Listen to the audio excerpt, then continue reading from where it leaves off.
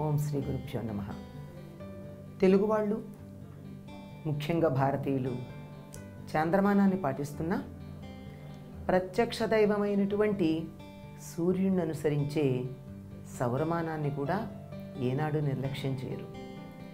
ఈ రెండింటి సమన్వయం మనకి కొన్ని సందర్భాల్లో కనపడుతూ ఉంటుంది.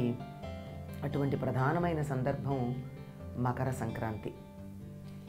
ఈ మకర సంక్రాంతిని తెలుగు వాళ్ళు పెద్ద పండగ అంటారు. ఎందుకంటే 3 రోజులు, మరి కొంతమంది 4 రోజులు చేసుకునే పండగ. ఇంకా సరిగ్గా చెప్పాలంటే నెల రోజులు విస్తరించిన పండగ. అంటే సూర్యుడు ధనుస్సు రాశిలో ప్రవేశించినప్పటి నుంచి మళ్ళీ మకర రాశిలో ప్రవేశించేదాకా ఉండే నెల రోజులు నెల పట్టడం అనేటటువంటి పేరుతో అసలు ఆ సంబరాలే సంబరాలు.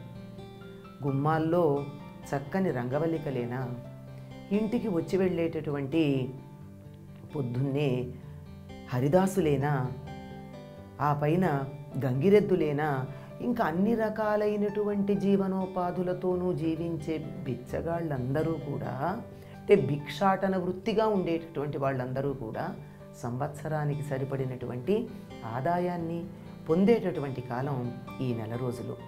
ఎందుకు అంటే పంటలు చేతికొచ్చి చాలా పుష్టిగా, లేమి అన్నది ఎవరి దగ్గర కనపడకుండా ఉండేటటువంటి మంచి కాలం. ఇటువంటి సంక్రాంతిలో సంక్రాంతి అనేటటువంటిది ఎన్నో నియమనిష్టలతో పాలించవలసినటువంటి రోజు గనక వేడుకలు సంబరాలు అన్నీ ముందు రోజున పూర్తి చేసేసుకుంటారు. అందుకే ఆ ముందు రోజున ఏమంటారు? భోగి అంటారు. భోగి అన్న మాటకి భోగము అంటే పడగ కలిగినటువంటిది పాము అనే అర్థం ఉంది. నిజానికి ఆ అర్థం ఇక్కడ వాడరు. అర్థం ఏమిటి అంటే భోగము కలిగిన వాడు, అనుభవించేవాడు. దేన్నైనా అనుభవించటం భోగం. భోగం కలిగినటువంటి వాడు భోగి.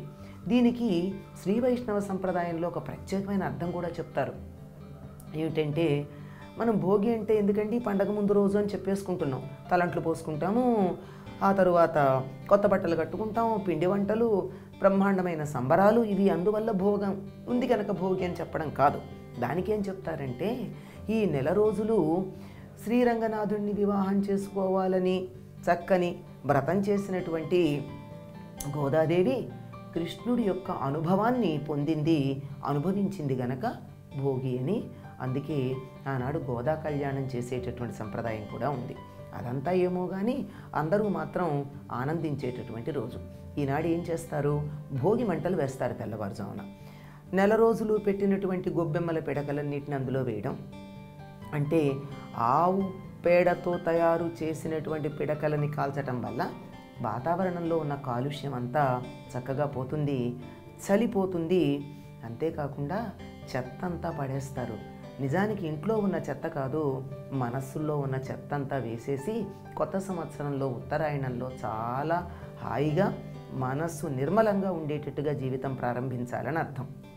అలా తెల్లవారుజామున భోగి మంటలు వేసుకుని నువ్వులు వేసినటువంటి నీళ్లు కాచిన ఉన్నాయే వాటితో అభ్యంగన స్నానం చేసి సూర్యోదయానికల్లా చక్కగా తయారయ్యి, ఆ పైన ఆడపిల్లలు కనుక ఇంట్లో ఉన్నట్టయితే బొమ్మల కొలువు పెట్టే సంప్రదాయం ఉంది.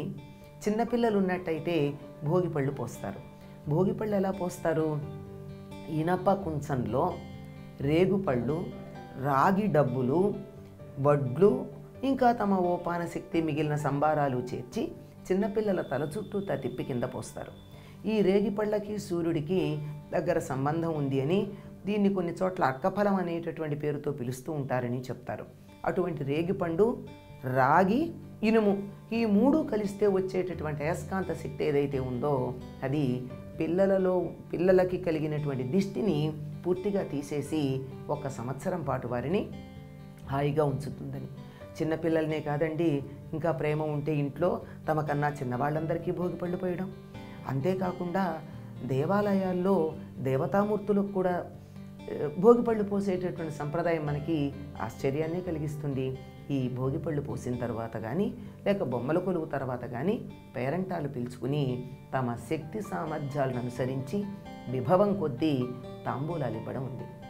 ఇంకా కొన్ని ప్రాంతాల్లో కనుక అయినట్టయితే ఈ తాంబూలాలు తమ ఇంటికి రాని వాళ్ళ కోసం వాళ్ళ ఇళ్ళకి బళ్ళు కట్టుకుని ఇచ్చొచ్చేవారట పూర్వం.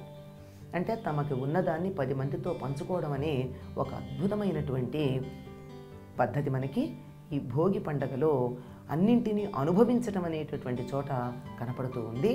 మర్నాడు వచ్చేటటువంటిది సంక్రాంతి.